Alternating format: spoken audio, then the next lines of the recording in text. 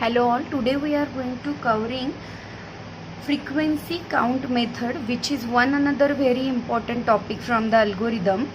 So to understand frequency count method, we take one algorithm here. So this is the algorithm and this is written in a C language. Basically this algorithm is having one array and we are performing all arrays addition through this algorithm. Let's take an example that this A array is having 5 element, that is 2, 3, 9, 7, 2. This one will be the array. We are considering this and the indexes are 0, 1, 2, 3 and 4. So this n is 5 here. Let us find how the algorithm taken a time using frequency count method. And note that here we are trying to find out the time taken by the algorithm of a C code using frequency count method. Now, first of all, when we are going to start to count a time taken by the algorithm for all the simple statement coming into the algorithm, we are assigning them with the 1 unit of time of algorithm. But here you can see for loop is here, means the statement is occurring repetitively for some number of times, means the frequency of this line is in a multiple numbers than the simple statement. Means for this is the simple statement, this is the simple statement. In this C code, these statements are executing only the ones instead of this statement, because this statement's frequency is counting in some numbers, because the frequency of the numbers is initialized here with some initializations.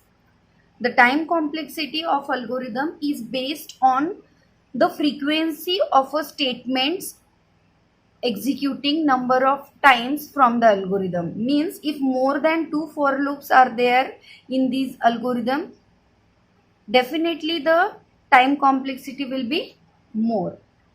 Now let us start how much time is taken by each statement occurring in this algorithm. As this is the simple C statement, we are assigning this statement with 1 unit of time here.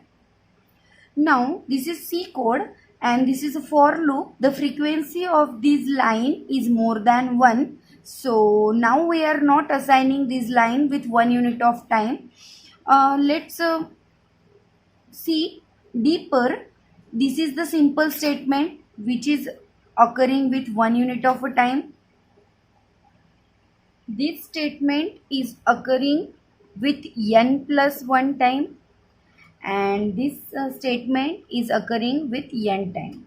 Let us see how this statement is occur with n plus 1 time. Let's consider these. There are the 5 elements. Initially fi index we are denoting with I here for this loop. Initially when I is there, I is equal to 0. 0 is less than 5, true. For 0, it is true. Then it will be execute the statement, then increment and then I plus plus. So I will be again 1.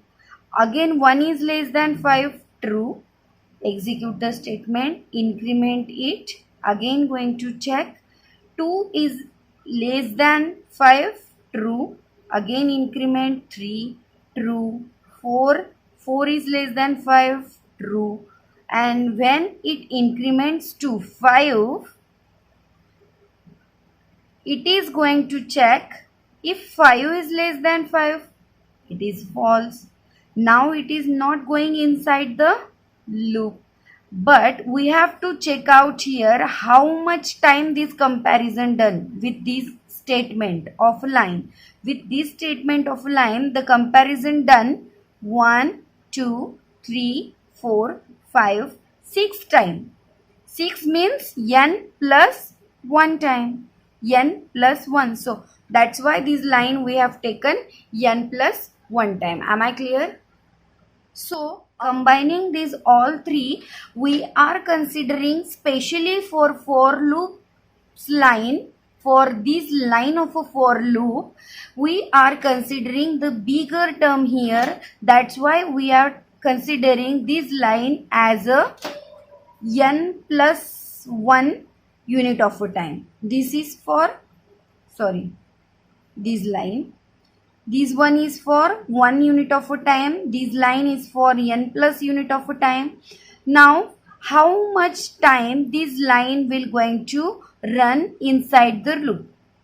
Obviously, this time it is not inserting inside the loop. So, the 5 time means the n time this line is going to execute inside the loop.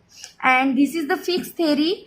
This is the special notes for all of you. Whenever the for loop line comes to analyze the frequency count or to find the time complexity, by closing your eyes you can note this line as a n plus 1 time, and all the lines comes under these two curly braces of this for loop are executing n times.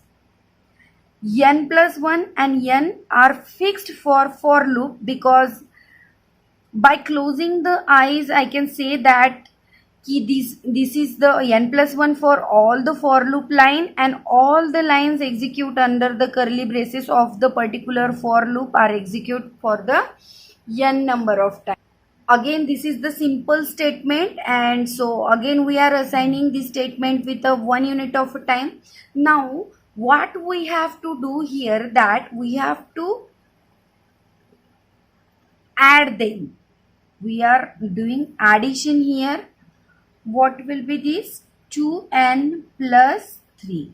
1, 2, 3, and n is 2n. So this will be our time function. We are denoting time function with f of n, and for counting the time complexity, as this we got a linear time, here we are not going to give much intention towards the another terms of a linear equation.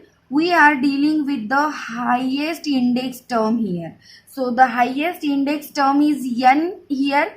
So we can say here that big O of n is the time function for the time complexity of this algorithm. So this is the time function, time complexity. Now how to find the space complexity here? For space complexity, you have to find out all the variable used in algorithm. So here are all the variable from the algorithm. A variable is here, n variable is here, s variable is here, and I variable is here.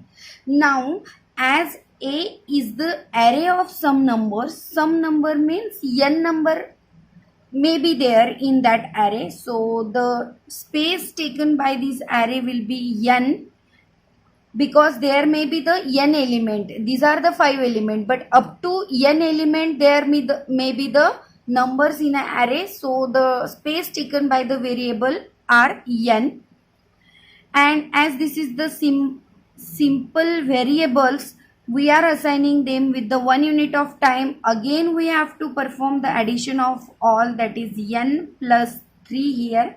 Space function we are going to show by s of n. So the space function will be this. These we get in a linear way, again linear.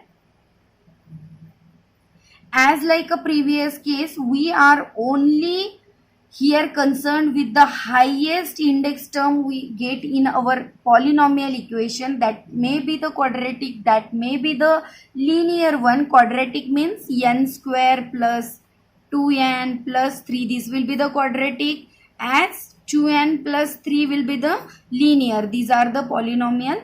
So we are considering with the highest degree term only for specifying the time function or the linear space functions. So the space function we can say here that big O of n. So the time complexity is big O of n, whereas the space complexity of this algorithm is also the big O of n.